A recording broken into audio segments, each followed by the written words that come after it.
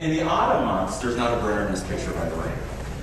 In the autumn months, the cooer moved down into the valley in autumn and settled in with the farmer, and he rented suitable premises. The farmer sold the cooer the hay he had harvested during the previous summer, together with groceries and firewood for the winter. The cooer paid cash and also supplied the farmer with plenty of fertilizer for his pastures and wheat fields for spring. And the cooer kept his dogs as well. A good herd dog was indispensable and held the herd together on the long trails from the Alps down to the Midlands. They were trained to find stray cattle in the mountains and return them to the herd, gather the herd, come milking time, and keep unfamiliar animals away.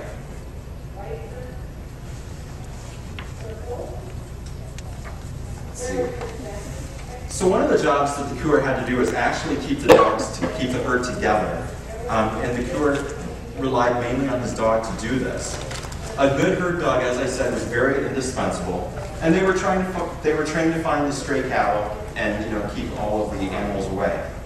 Now, one of the interesting things that I found in some of my research that I've done is, the chorus of the Cowman's song. And this is a song, I'm not going to sing it because I don't actually know the medley.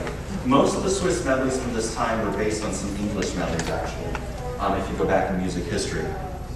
So, cows, come to be milked, come one, come all, white and black, red and molted, young and old, under the oak I shall milk you. Beside the alder I shall cut the cheese curds, cows, come to be milked, and chorus of the Cowman's song. Now, one of the things you'll also see there's a booth called Alpenschlatz that sells some of the Swiss bells, and you'll see them at the Specialty. And most of the cows back then did wear these gigantic bells. And one of the reasons the cows wore the bells was if the dog by chance wasn't doing his job, the farmer could hear where the cow was. And if you've ever heard these bells, they're gigantic, loud, and clanky bells, and they do have a really interesting tone to them. So that's one of the reasons the cows would wear the bells. So since the farm dog and the valley farmer, because you got to keep in mind the farmer had their own dogs, the cooer had their own dogs, they intermingled, and they were probably also raised at times from the same litter. And because back then you didn't say, oh, I'm going to breed this dog because it has great angulation, I'm going to breed him to this dog because it doesn't have great angulation but has a spectacular head. You didn't actually have lines of breeding dogs back then at this time period. In a few years you do, but at this time you didn't. So it is assumed at this point right now that the farm dog that the farmers had and the herding dog that the herding people had, the cooers, are the same kind of dog. The first time that a Durbockler was shown, it was as a drover's dog and later assigned to the Swiss herding breeds.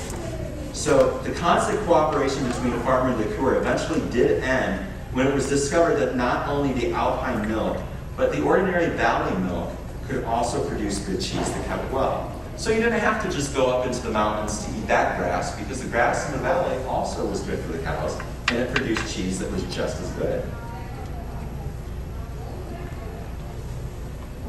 Let's see.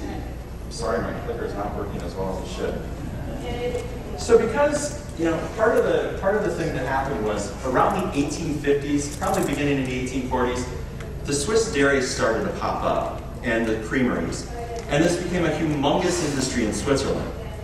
Now, a lot of these farmers still wanted to make money because they were very astute businessmen. They were highly, highly, highly intelligent men. They wanted to make money. You'll see how intelligent they were when we progressed just a few years. But between 1830 and 1860, many cheese-making facilities were built. The farmers increased their cattle herds, and the cooer lost their winter quarters, which forced them to seek an alternative means of support. The farm dogs received a new task.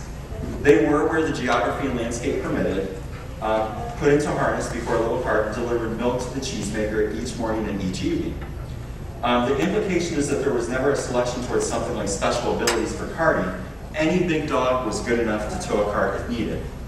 And this is where I have to stop and tell you, it may disappoint you, but there's many photographs, pictures, paintings, everything from even before this time period of other places in Europe of dogs carting.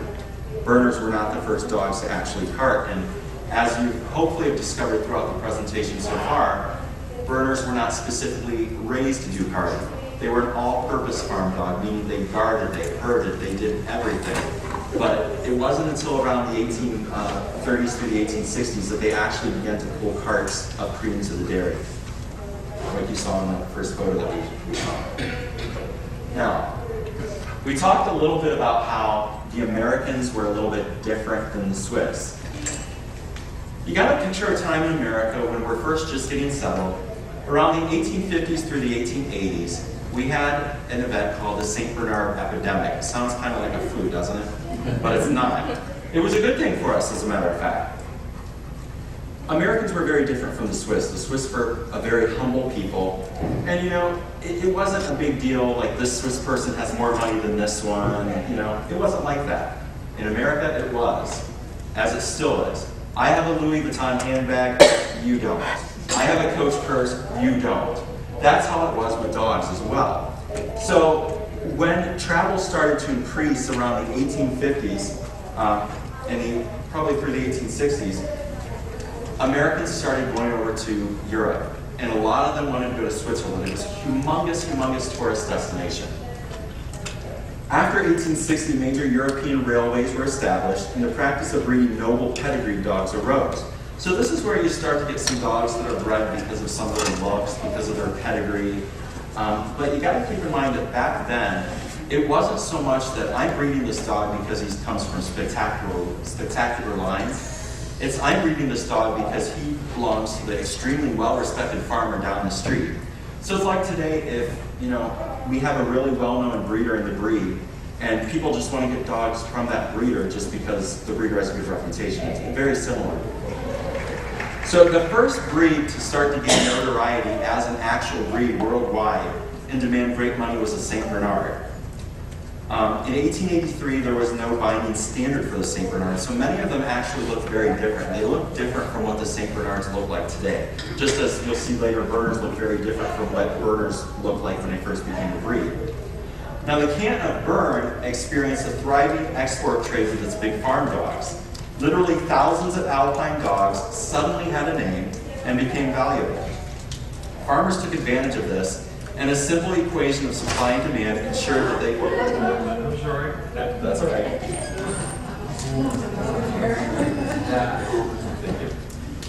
A simple supply and demand became available, and you know, this kind of stuff always happens. It always does. It never fails. So supply and demand became an operative thing for the farmers. Many people in the upper class society imported dogs as a way to flaunt or show their social status. So what you had a lot of times, was a person in New York or something would go over to Switzerland, they would import this dog, bring it back with them on their trip, kind of as a souvenir, and they'd be able to walk down the streets basically saying, ha ha, look at me, look what I have, and you have a mutt. That's pretty much how it went. Now, here's something that you guys will be kind of surprised about. How much do you think these St. Bernards sold for back then? I mean, think about 1880. How much do you think a St. Bernard would have sold for? Any guesses? $100. $1,000. Much higher, $5,000. $5,000. And this is actually documented in Mark Deere's book. Oh gosh, it's I can get the title if you guys want to email me. But it's a American Dog History, I believe. But we begin to see also in many American publications pictures of dogs. And here we have, this is from Gleason's Pictorial Drawing Room Companion that was published around 1852 and 1858. We have the dog of Mount St. Bernard, which is a St. Bernard, the dog of Tibet, which is a Tibetan Mastiff, and then we have the Newfoundland. And doesn't he look kind of familiar? He has the white on the tip of his tail, white feet, the white chest, the white blaze. You know, you've got to remember back then, we did not exactly have all dogs looking the same. When I go through my searches for historical photos and paintings and artifacts, it's very difficult at times to see different things and say, okay, is this a St. Bernard? Is this a Berner? Is this a Newf? Because a lot of them kind of look the same and they intermingle. Also back then, there were two different classes of St. Bernards. There were short-haired, there were long-haired. So it's kind of difficult. But one of the things that I discovered is that I have a lot of photos that were taken in the US. I have a really great one I'll show you later that was taken in Colorado Springs, Colorado in about 1880. That clearly shows a dog that looks exactly like a